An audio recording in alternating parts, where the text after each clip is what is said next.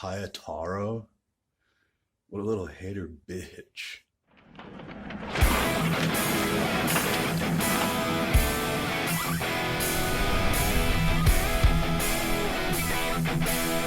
Welcome to Ask Me Anything MSM Style. I am your host, Joe Pietaro, publisher of Muscle Sport Magazine. Time ago, being crazy meant something. Nowadays, everybody's crazy. Would you eat your wife if you crashed an airplane and you survived and she died? Ugats. I guess if I did eat her, I would eat her pussy first. For old time's sake. I'm going to tell her that when I go home. Santa Claus, you have the greatest questions in the world. You can act like a man! What's the matter with you? You know what I would do if my wife's body was there? I would finally fuck her in the ass. And you can't stop me now. You dick! How you doing? My name is John Sikoris, and this is Sharif Sikoris, and we're the owners of Titan Medical Center.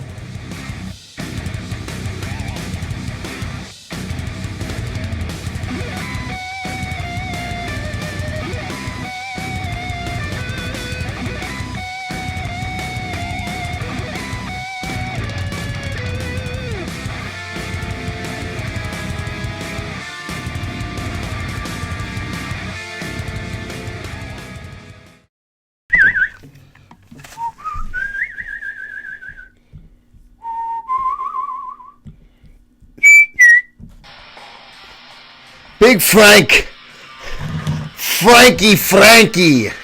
Katie Fitness Diva, Lake Cresva, go to 9C, what's up? What's up, go to 9C, how you doing? Go to 9C, go to 9C, go to 9C, and there's Alicia, oh God, Alicia, I love you. I am enamored by you. Country boy, there he is, flying flag proud, yes. Country boy, I have a guest coming on. I can't accept your request. I have a young lady coming in very shortly. I'm doing wonderful, Alicia.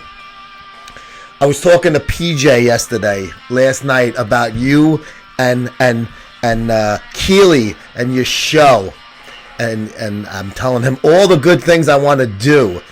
Country boy, I promise I owe you one. Michelle, what's up, baby? I love those new pictures of you. Your hair's covered. Oh, you look good. Oh, good. Oh, I'd love to get with you. Hey, Steiner. But we are waiting for this girl. I got Frank stepping in for a minute to say hi. Good, I'm glad. Raw Rod, what's up? Oh, I want to hear about that. Versace, there she is. What's up, man? I'm trying to get him, I'm trying to do a lot of things with them. But we're waiting for Miss Shotzie Doran. Hey, you were a huge hit, Versace. You and Priscilla.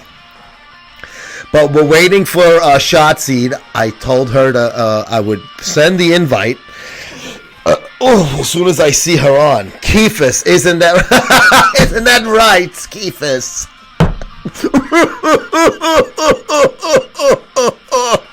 Shotzie, there she is. Shotzie. You gotta hear this girl's story. I'm still waiting to hear the most of it.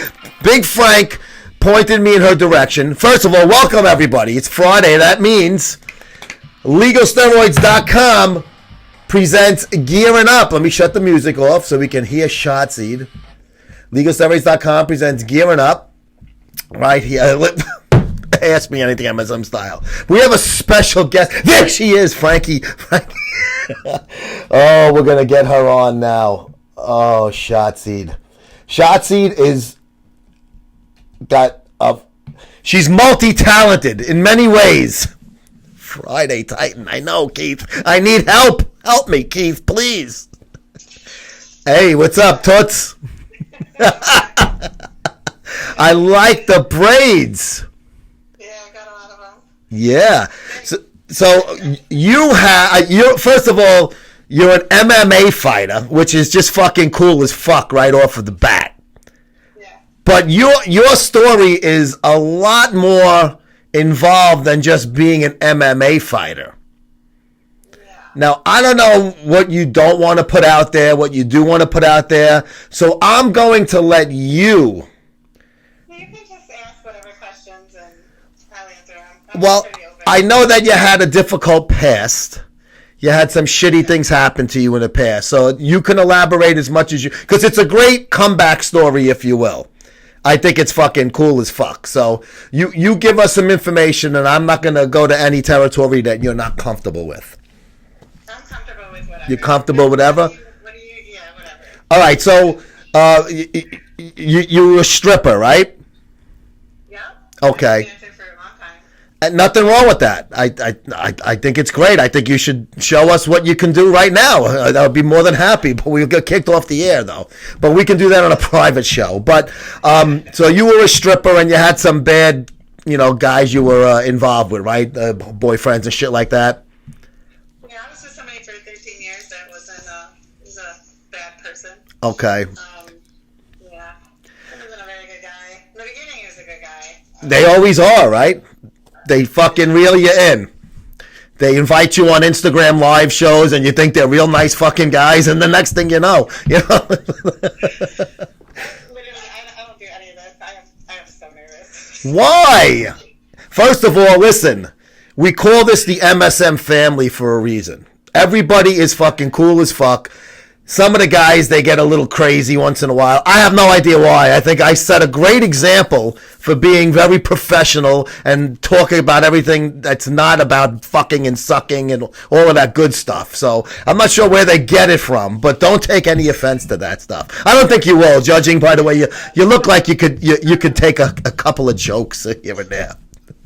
So you're involved with this fucking piece of shit, basically, is what I'll say it for you.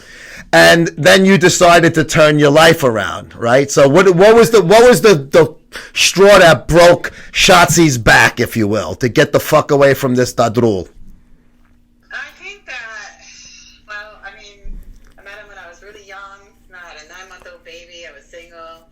I got really swept up. At that time, I was just a country girl. So I got swept up in the city life, and things progressively got worse.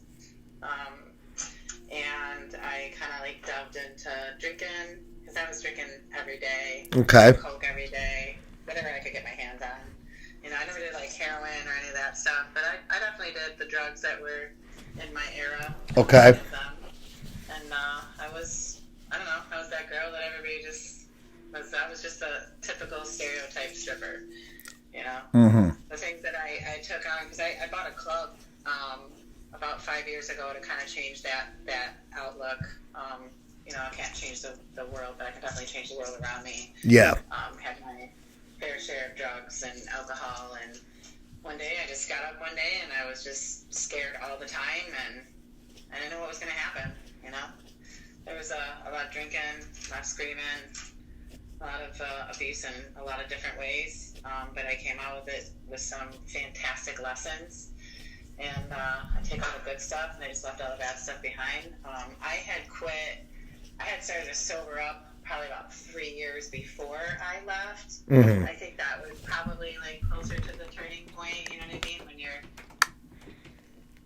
a product of the people that you surround yourself with, for sure. Yeah. And I surrounded myself with a lot of bad people, and I was doing a lot of bad things, and I was reckless, and drunk and high every single day of my life, and I was going nowhere fast. Yeah, you were definitely on a path to Shitsville, if you will, in that, especially with a kid. I mean, that's, it's even more of an issue then. So at that point, so it took you a while to get, even though you wanted to, you were in the fucking, in the mindset, I got to stop this shit, but you were still in this situation. So what was the day that you said, fuck this, I'm gone?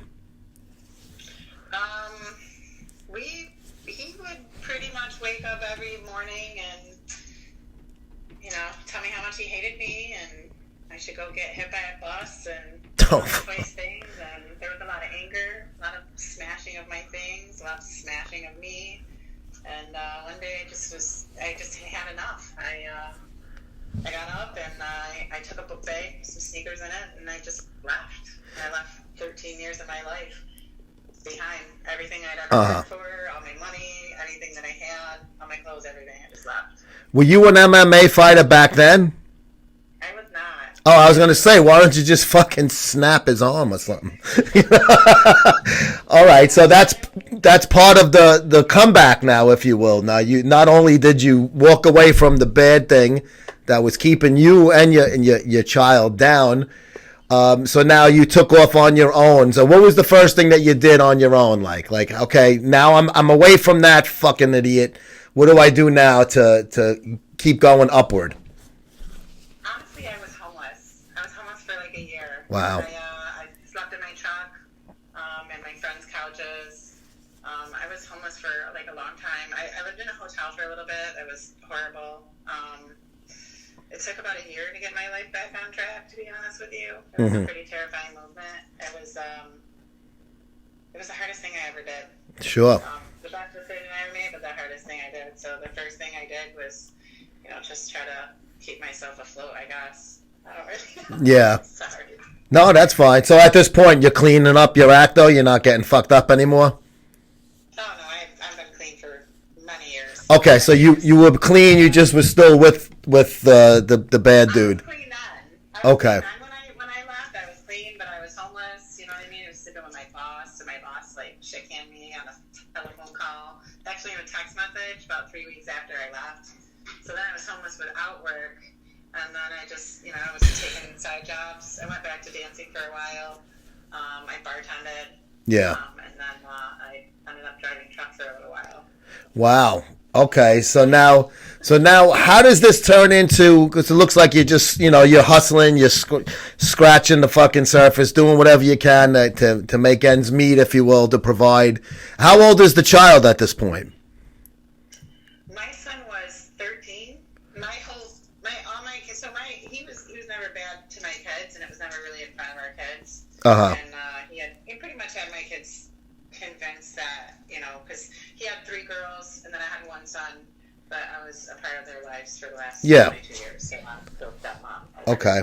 And he had just had them convinced that I just left my family high and dry, and in essence, I kind of did, you know what I mean? But they didn't know that it was for my safety, and, because at one point I was convinced that he was just going to be so drunk one night. He's going to fucking kill you, yeah. He was just going to kill me. Of course, yeah. No, it has to be on your mind. Yeah, I don't blame you. No, I mean, he showed the fucking, he was leading up to doing something a lot worse than just, the fucking hitting. And that only gets worse and never gets fucking better, unfortunately. I can tell you, as a former law enforcement officer, I've seen this a million times, and it never gets better. The guy doesn't all of a sudden see God and say, hey, I'm never going to do this again. If the guy's a scumbag, he's a fucking scumbag, and he's going to continue to be that way. So now you're alone with just your son now at this time? Yeah, so my son was living with his dad, and I was homeless. Okay. No job or nothing. That's pretty much what that period of my life kind of consisted of.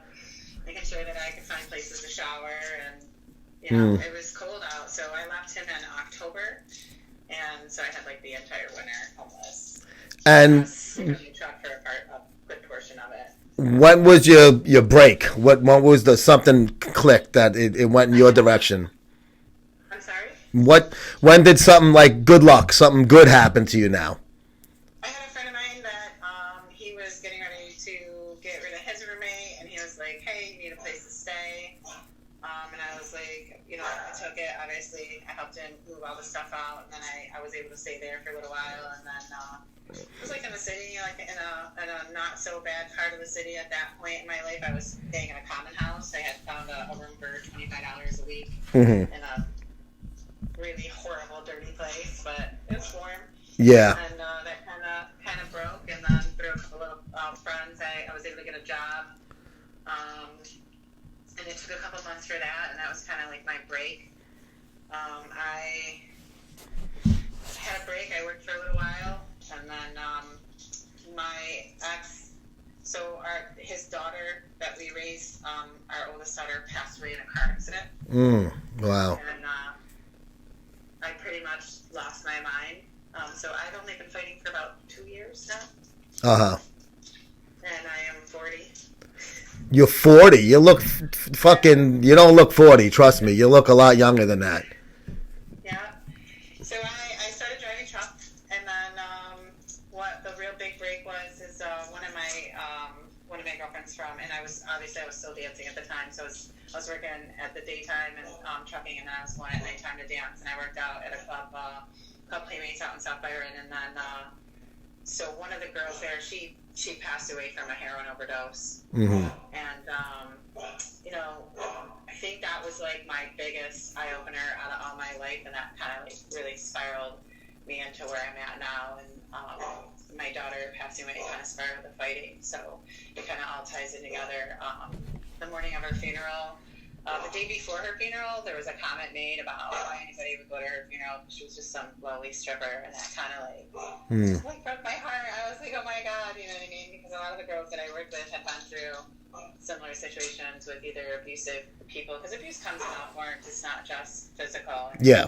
I know all kinds of abuse where I was at for about 13 years. It was pretty raunchy details. I wouldn't imagine anybody would really want to hear those nitty-gritty things, but we'll say that the kind of things that I've been through, you could probably touch on a lifetime movie. But I survived them, you know what I mean? Like, I'm not a victim. Like, I don't claim to be a victim, because I get up and everything that's meant to hurt me, kill me, or bring me down has definitely put me in a position for a better path. It just took a while to realize it. Yeah. You know? So the morning of my girlfriend's funeral, after that was said, an investor came to me and he was like, look, because I had previously talked about buying the club that I was working at, and a lot of it kind of spiraled from that comment about who cares, like, who gives a crap, because she's just some dancer. Yeah. I mean, everybody's human, you know what I mean? We all do our own thing. You guys do your thing. I do my thing. To each their own. I don't really judge anybody. Just that's up to God. That's pretty much where that's at. And he came to me and he was like, hey, I want to do that deal with you. So the morning of her funeral, the strip club came in my lap. It like just fell in my lap. So I took it.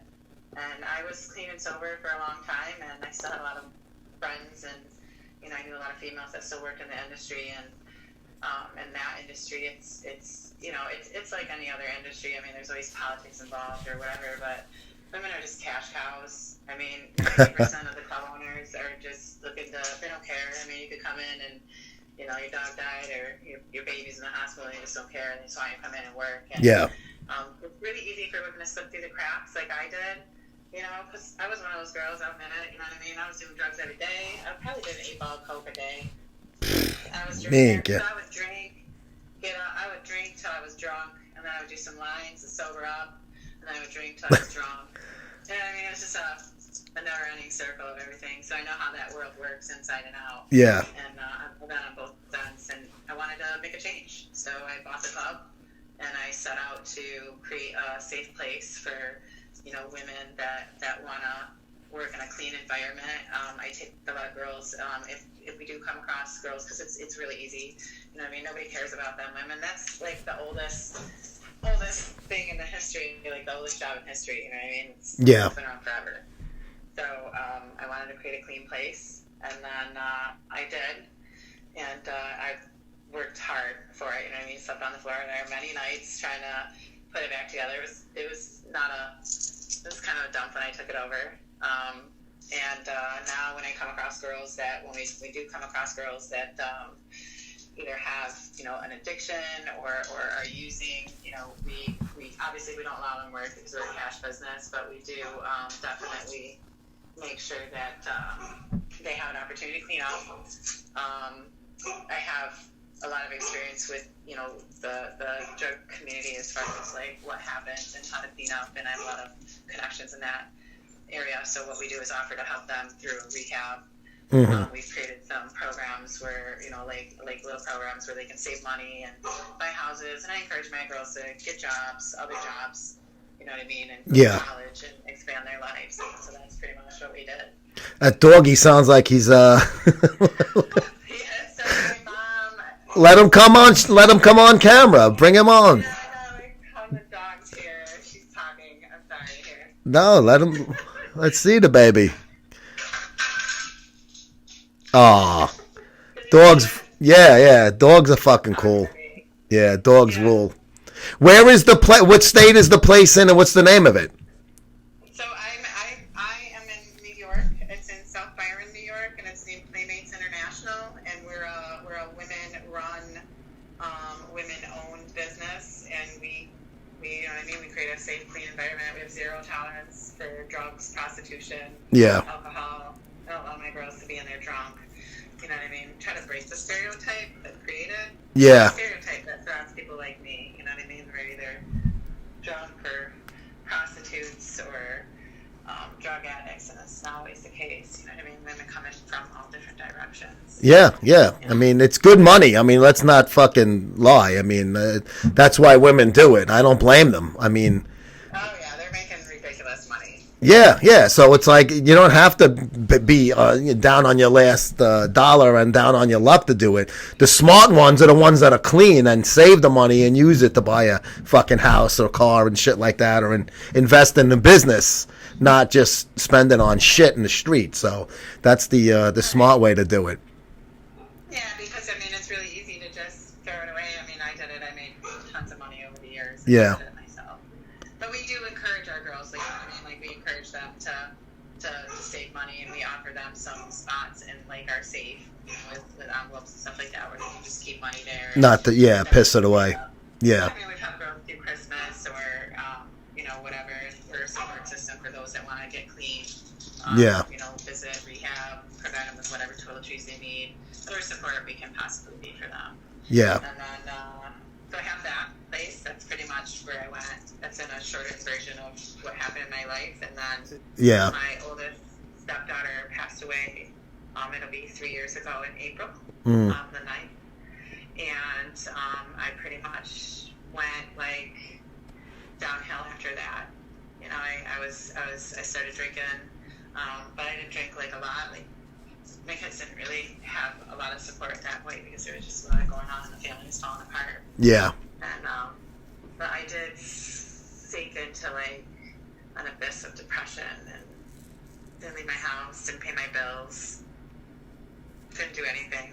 After all of that you've been through, now all of a sudden it's starting to, you started to fall backwards a little bit, though, right? Yeah. So how long did that last? Because obviously you're back on your feet now. Everything's cool now. Almost a year. So one day my friend came to me, another fighter that my club actually sponsors, because I've always been like a fight fan, and my manager, he runs Ground Force Promotions.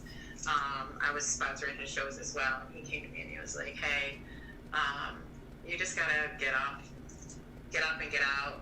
Mm-hmm. He had a guy that he knew that was a world champion kickboxer, and he was offering free classes. Yeah. And I had lost my job because I just kind of blew it. I dropped the ball with everything. And I went to his classes, and I took my first fight, and I got TKO'd in 45 seconds. Welcome to Fight Club, right? Yeah. I got caught with three really, well, I really feel like the fighter that I was up against was a much more skilled fighter. She's a great fighter, Canadian. She placed some 3 very well-placed kicks on my liver that shut me down. And I was like, wow, that was quick. Yeah. But it taught you, I'm sure that would never happen to you again in the ring and or cage, right? You're on the lookout for that type of, whatever that shot was that took you out. That'll never happen twice now, right? You probably learned from it. Oh, God, yeah. Yeah, see? Every single fight, Yeah. Sure. So Every fight is completely different, for sure, too. I wasn't going to leave it like that. So most people would, like, slink away, and I was like, no way. fuck that, yeah. No way. So I took the very next fight I could find. I wasn't really, my coach was having some issues at the time, so he wasn't really able to train me for 3 to 6 weeks before that fight. So Mhm. I ended up, I reached out to some friends, and I ended up working with Brett Williams, who's like an Olympic kicker, and then he brought me over to where I am now. My coaches at Victor MMA, Greg Davis and Kerry Davis, they wouldn't let me take that fight because I was under no way should I have ever been in a ring or cage because I just didn't have the skill. Yeah. Yeah. And then I lost my job because of layoffs at the time, and I got into construction, and that's pretty much it. Like, I needed something to focus on.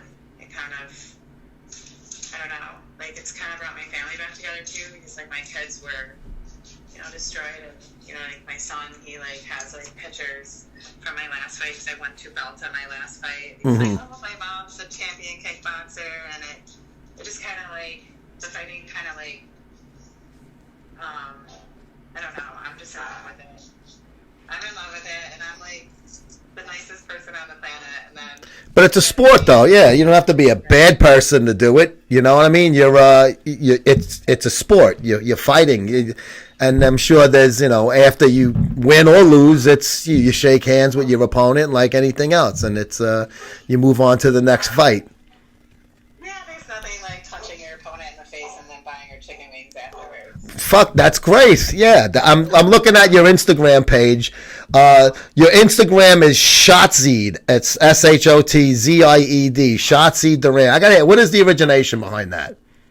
So, Where'd that come from? That name? My grams. She was like my best friend. Uh-huh. Her name was Shotzie.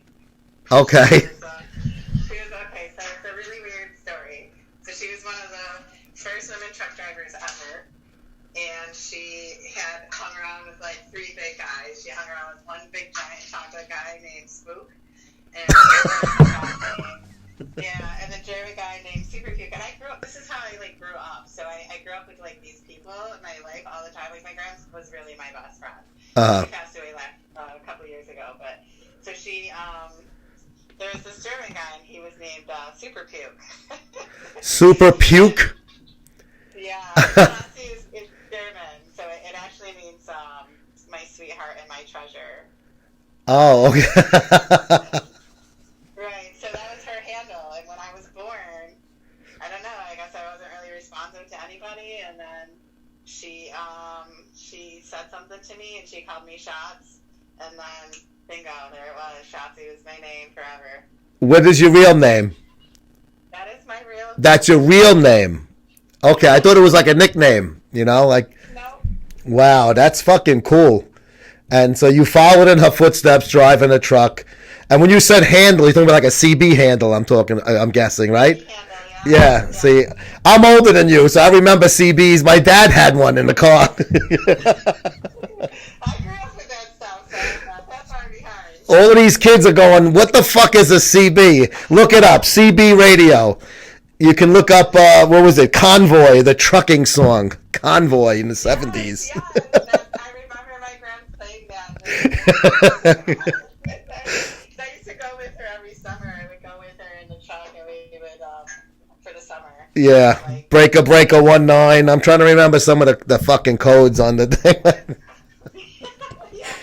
My father's nickname was Birdman, was his handle, because he was a Brooklyn guy that flew pigeons. A lot of people in Brooklyn, they're into pigeons, and my dad is one of them. And it's the Birdman. How's traffic on the southern state when we were driving from Brooklyn to Long Island, or to go visit relatives out east, So he would get traffic reports on his CB radio. I thought it was the coolest thing in the world. Like, I was a little kid. I wanted one. It's like, where are you going to put it? You don't have a car. They were right. Yeah. I don't care. I just want one. The fucking antenna was like 6 feet long. It was tied to the bumper of the fucking car.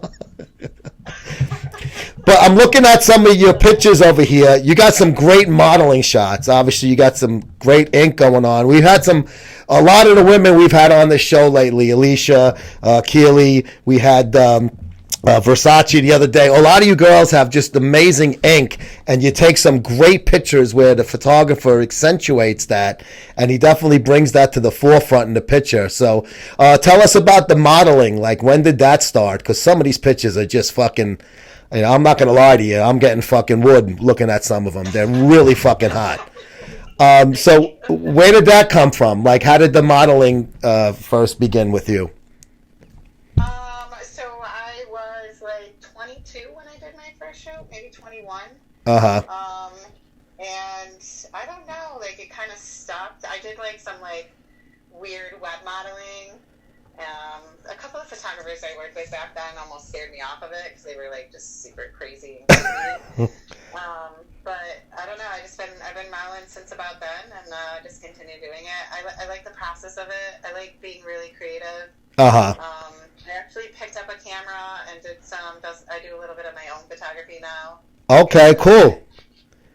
I've always been like really artsy and stuff like that, but I love the idea that you can create something beautiful. I don't know, I just love that. Yeah, no, these pictures are great. I love the black and white with the tattoos. It definitely, it pops. It puts a little extra where usually color is the way to go, but the way the photographer or yourself, I'm not sure, use the black and white really works and good. I have two things to point out. Well, the first I'm going to forget. What is channel 19 on the CB? Somebody told me to ask you. I don't know the answer either, so. I couldn't even tell you. It's Okay. been so long. Rod, tell us the answer. I've been so for 27 years, though. I have no idea. All right. Hey, listen, we're all entitled to forget. And Big Frank and I both share a foot fetish. And he said in large, big letters with many exclamations point to feet. And I'm looking at some of your pictures, and you have a lovely arch to your foot. Would you mind showing us your feet? My arch to my feet. Yeah, let's check out your tootsies. Oh, look at that. Frank, what do you think, Frank? You got ink on your foot too, don't you? Is that other one got a tat on it? I could. They both have tats. Oh, okay. Oh, that's so hot. She's showing her hiney. Or no, he's licking his privates.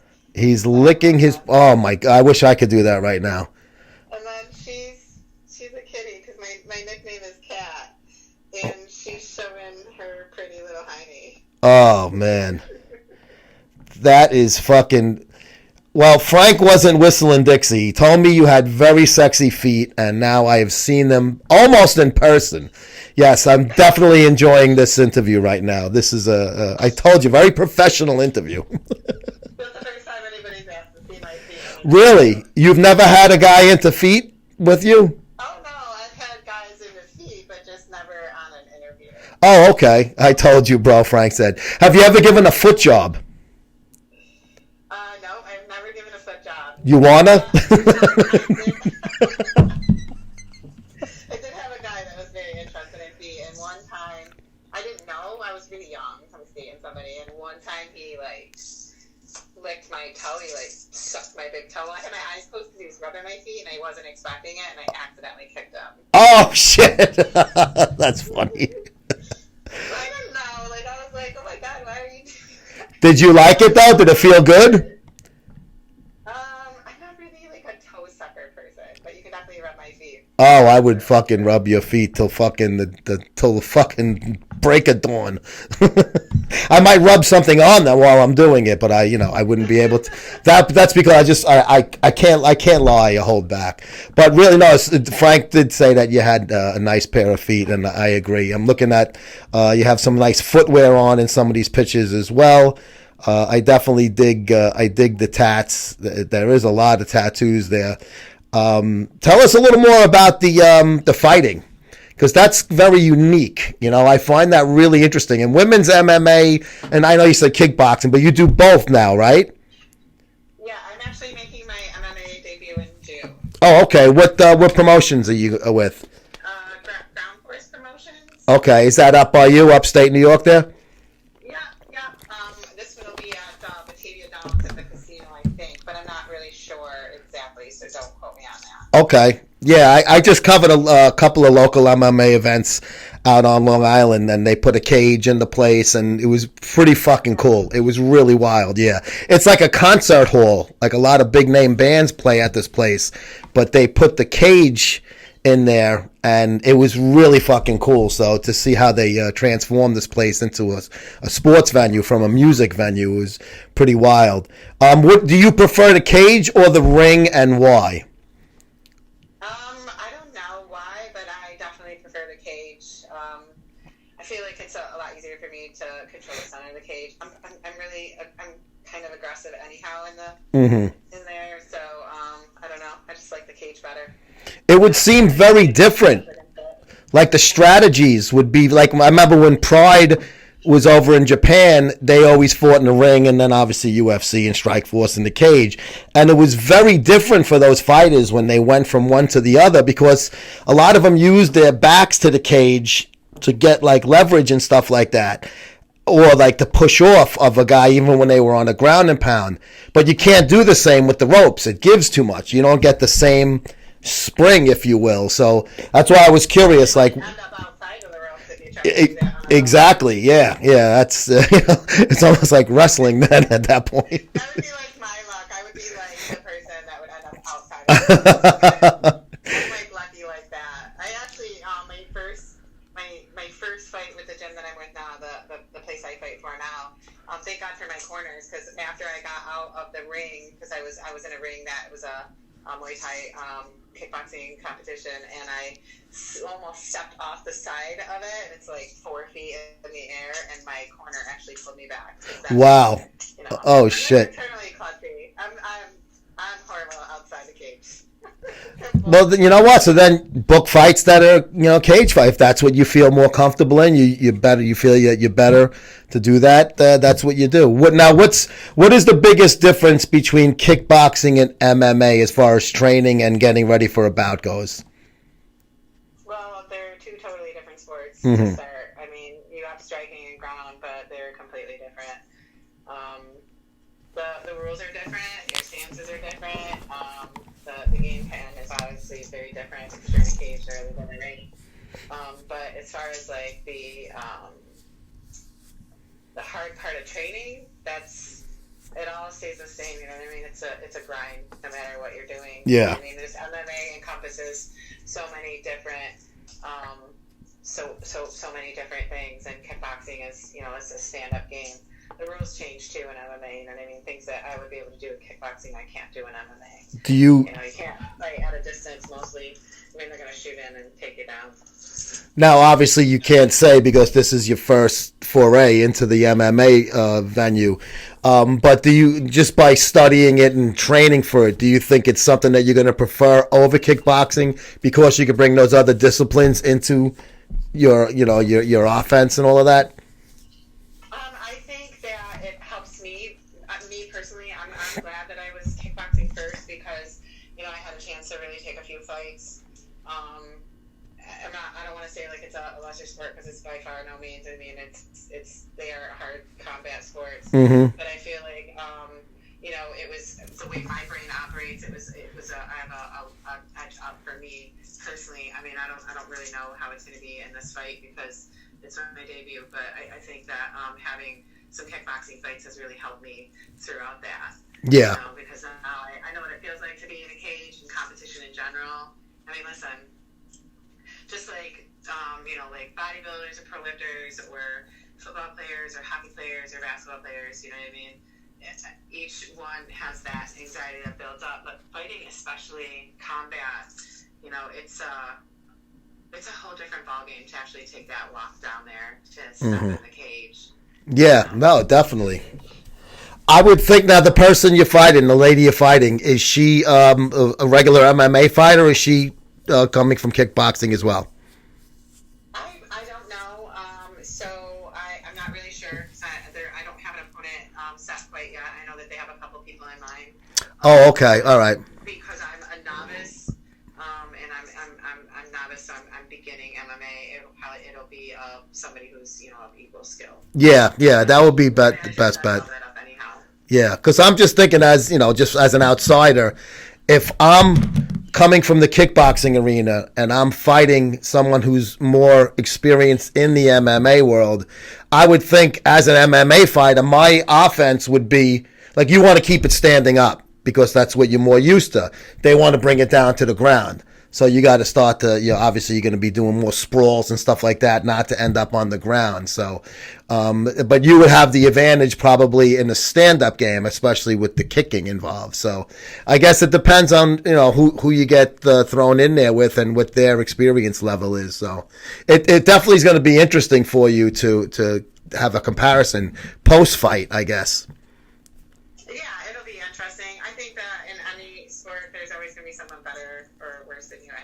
Of course, yeah. They could, just because they're not a kickboxer doesn't mean that they couldn't be a solid striker. No, of course, yeah. Certainly a part of MMA, you know what I mean? So I don't think it really matters one way or another. I think if you really want to know the truth, I think that in any combat sport, the things that matter the most are how much effort and time you put in.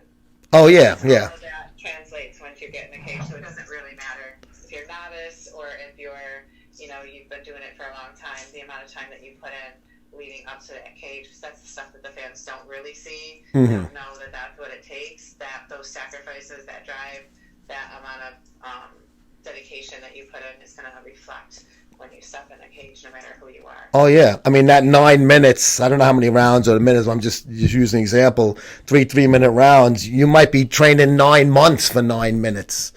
And to get your endurance levels and all of that stuff up. So I mean, it's like you said, those are the things that the fans don't really get to see. So it's interesting to talk about that aspect, because the fight part, most people get their eyes on that. As far as I know, Mikey Crazy Hawk, he's from Red Dot Productions. He's a big part of MSM. He asks, who is your favorite MMA fighter?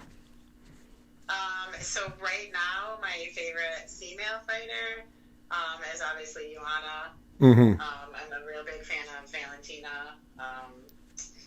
Male fighters, I really like Israel. He's just a crazy good fighter. I'm really partial to those that are really dedicated to their craft, but those that remain humble. I'm like a homebody. I'm a simple, tiny, nobody country girl, and I'm really partial to the fighters that aren't really big shit talkers or that play that mental mind game without it. Obviously, Joanna, she does her own thing, but yeah. I don't know. I have quite a few, but those are probably my 3 most favorite ones right now. And Mikey's asking, are steroids big in female mixed martial arts? Hold on 1 second. I can't hear you for some reason. Okay. Let me know if you can hear me, and I'll repeat it. I'm sorry. Give me 1 second. Yeah. I can't hear you. Okay. Let me know when you can hear me. She can't hear me.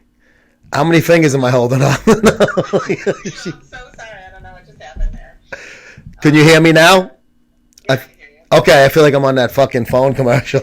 Mikey also asked the second question. Are steroids big or prevalent at all in female mixed martial arts?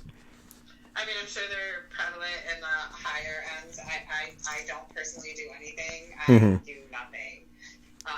But I'm sure, other people. But we could, the pros get tested. Yeah. There's not so much.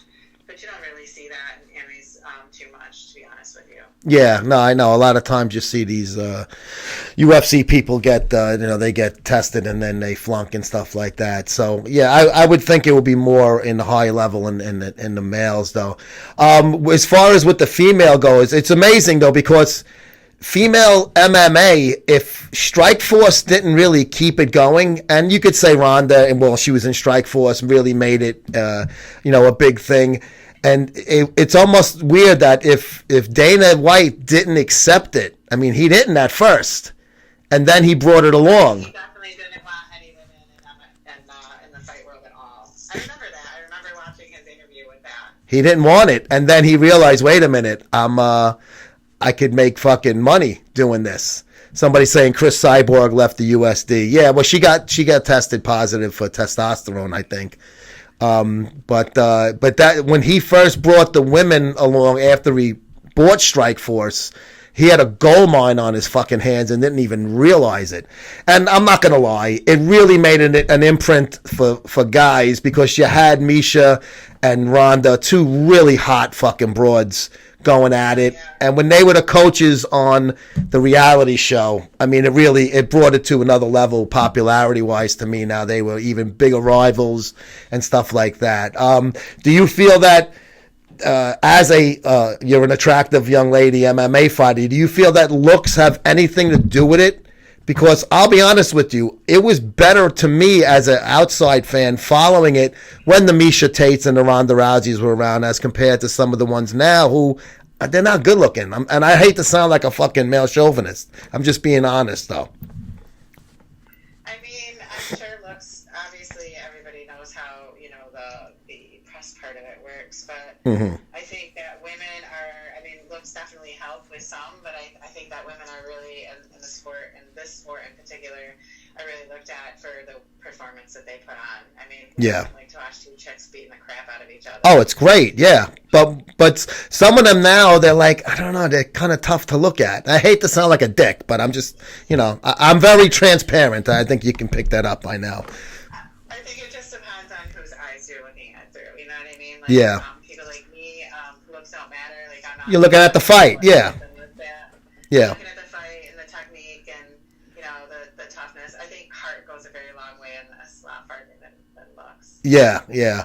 I mean, like even Holly Holm. I thought Holly Holm was really a pretty young lady. I mean, she was a good fighter. Not so good at the last few fights, but she beat the unbeatable Ronda Rousey, so that's her claim to fame. And then she kind of went downhill a little bit since then. But it's definitely like you see as a main event on a lot of these UFC pay-per-views is the female fighters, which is pretty cool. It's like wasn't just a flash in the pan. It seems to be on a regular basis now. It's part of the program from now until forever.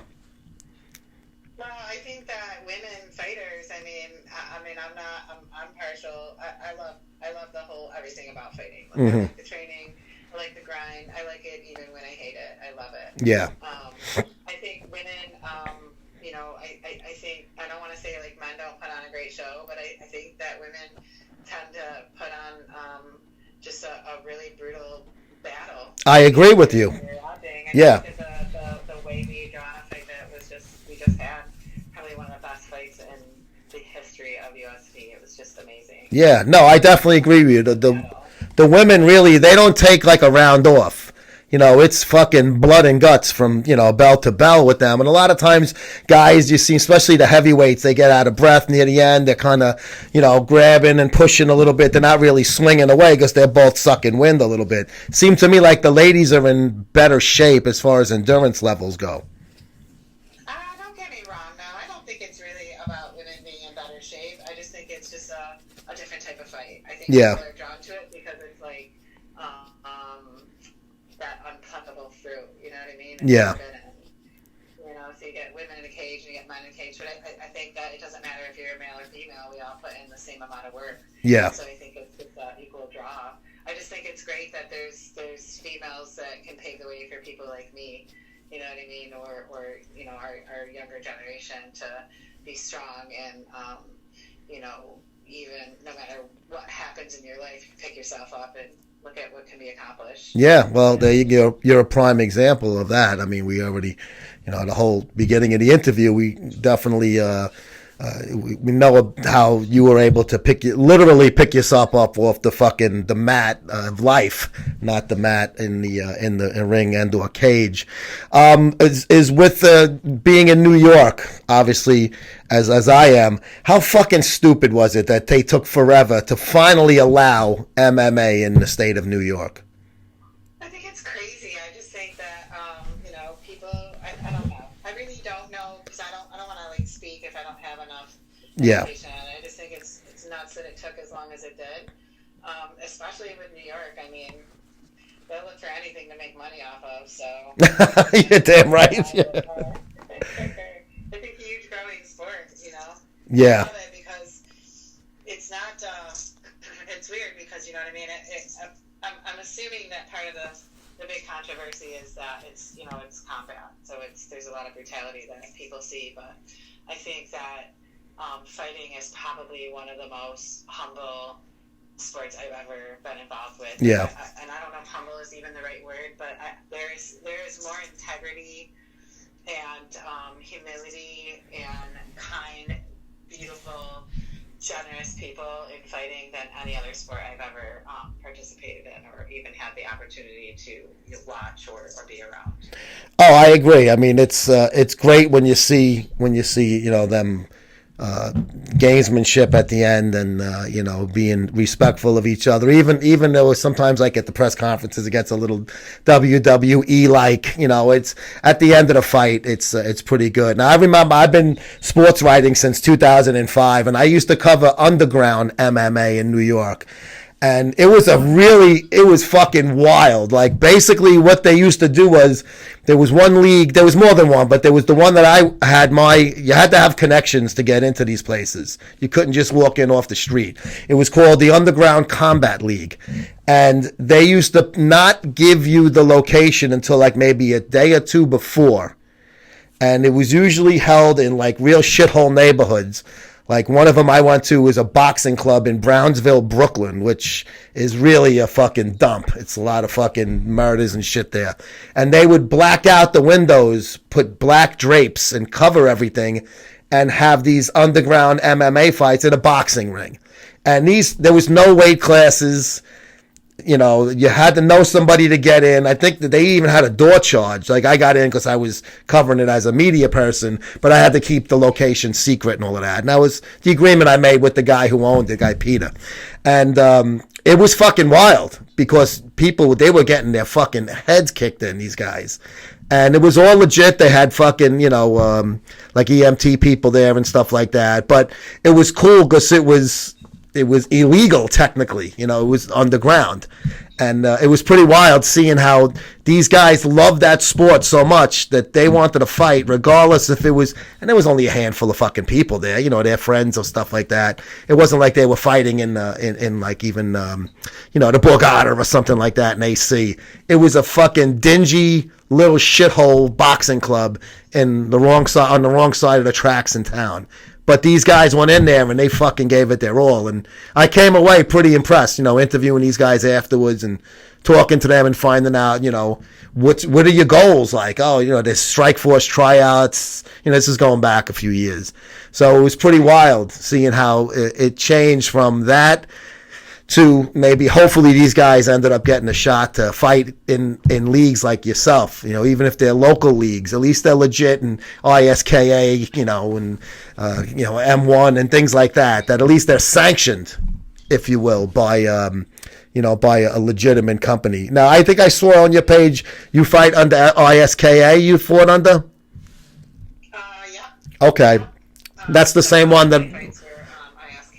Yeah, the one that I was telling you about, the local one by me.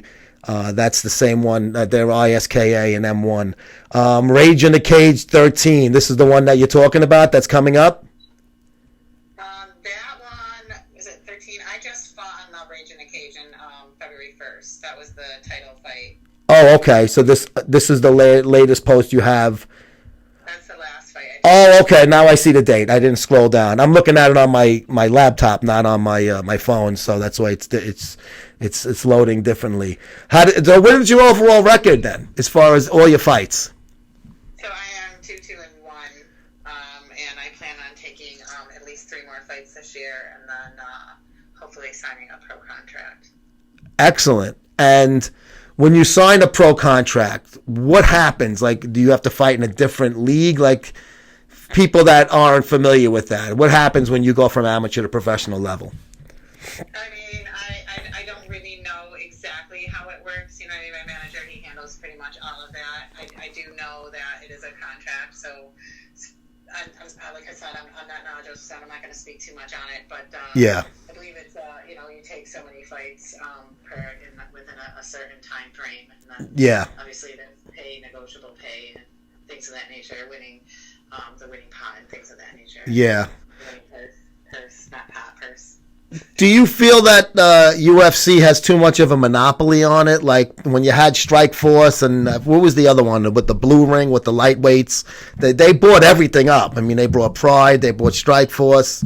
So it seems like there was a lot of other options. Now, basically, you got Bellator, where most of the guys who kind of finish with the UFC, older guys, go and fight in Bellator. And then you have UFC, which is obviously, the fucking big boy of the industry. Do you think that it was better or worse when there was other leagues somewhere within the UFC's range? I mean, I don't know if it was better or worse or whatever. I think that, as the sport evolves, things need to evolve with it, Yeah. You don't just have Bellator. I think there's just people focus on UFC because it's like a big... Top dog, yeah. But there's plenty of other pro organizations. There's Bellator, there's One, there's Invicta. There's yeah, you're right. Pro organizations out my way, like BTC, which is Yeah. There's a ton of them still out there. I just think that UFC kind of holds the spotlight right now. You know, I mean, he puts out the biggest productions and you know, some of the best fighters in the world. Oh yeah. And Of course, that's gonna happen. Poke just gave me I couldn't remember. WEC was that. Thank you, Poke Rod. That was. I used to love watching that because those were like, they were always like lightweight guys, and they are fucking fast, man. You would get a fucking like a crazy quick knockout, and they always had that blue was their color within the ring and stuff like that. So that's fucking, you know, well, UFC, like Frank's saying, NFL, NBA, they're the type at the top. Invicta has a lot of ladies. I know they have a big female division with Invicta, so that would be cool if you ever, hopefully you get pro and then you could end up with them. You know, there's a lot going on. What's that? I said that would be really cool. Oh, that would be fucking awesome. But I'm running short on time. I don't like to get cut off because sometimes Instagram gives you a time limit and tells you when you're going to get cut off. And other times they're very abrupt and they have very bad manners and just cut us off in mid fucking sentence. So I want to make sure we plug everything right. It's Shotzie, Shotzied, Shotzie Doran. So it's Shotzie and D with your initial. What other pages, anything you want to plug? Clubs, the league? Shoot, go ahead. I mean, I got my, you know, obviously I have my sponsors. Would you mind if I just plug them? No, go right ahead. So I have my club, Playdays International out in South Byron. I have 2 CBD CBD companies, one out of Victor and then Mad Hatter out of Rochester, New York. I have obviously my gym, Victor MMA, Ground Force Fight Gear, probably forgetting some Ground Force. I got quite a few sponsors. I have Proactive Chiropractic, my nutritionist Paolo DiTomasi. He also sponsors us. So those are pretty much the only things I need to plug. And Hex Nation Gear, they also sponsor me as well. Very cool. And really supportive along this insane journey that I'm taking right now. No, it's great, man. You know, and it's good. I'm glad. Thank you to Frank Budaleski for hooking me up, putting me in your direction. He told me you got to interview this girl. She's great. So I want to do more stuff with you. I'll DM you. We'll talk on off air. I definitely want to do something on the website about you, especially because of the MMA connection. I want to do some stuff since you know, sports is one of the things that we cover. But everybody, we got to get your following up, guys. Go follow Shotzie, the letter D. You'll see her link in the post I did earlier today. Shotzie, thank you so much for joining us today on Titan Medical Center. I got to plug my sponsors. Titan Medical Center presents Ask Me Anything MSM style. You have a wonderful weekend, and I'll talk to you off air, and we'll get some more cool shit going together. Okay. Thank you so much, sweetheart. Have a great weekend. Beautiful. You too, bye. Thank you, bye. That is a very attractive young lady. Frank's right. She has wonderful feet. No, but seriously, go follow her. Let's get that fucking page up. Come on. There's no reason why a girl that looks like that shouldn't have a fucking check mark next to her name. But it was a very interesting week. I have to thank Mikey and I have to thank Frank for that last one, Big Frank. But guys, $32 a year. You're stuck in the house with the coronavirus. You're on fucking hiatus. You gotta quarantine yourself. Get this and jerk off all over this fucking girl on the fucking cover. MuscleSportMag.com/subscribe. $32 a year, free shipping United States. I ship everywhere, worldwide. You just got to pay for the shipping if it's outside the U.S. It's about $8 usually. Most of $8 an issue for the foreign guys. Great interview. Thank you, Frank. I didn't prepare for the interview. I just looked at the page. I saw the modeling. I kind of knew the story a little bit, the backstory, if you will, and then I saw the MMA stuff. You gave me the MMA stuff, so I like the ECA for the win. There you go. Big Frank, Chaos Nutrition Athlete. Frank and I are going to... Frank, is Toronto going to be fucking Are we going to get back to the normal world by then? I hope they don't cancel that, because I'm going to cry, because I was supposed to hang out with Big Frank at the Arnold, and they canceled that because of this fucking virus, and then we were supposed to hang out at the Toronto Pro in June. So if they cancel that, I'm going to boo-hoo myself and get tissues and then masturbate. Guys, thank you so much for joining us today on Titan Next Time. Friends, Ask Me Anything MSM Style. Thank you for Shotzie for joining us. Shotzie Doran, MMA fighter, tattooed hot fit chick with braids, and a fucking amazing model with gorgeous fucking feet and a cute doggy too. Thank you. Have a great weekend. Drop loads all over your fucking significant other. We'll see you on Monday for Hot Stuff Nutrition presents Muscle Sport Radio. Mikey, you're fucking nuts. Later, guys.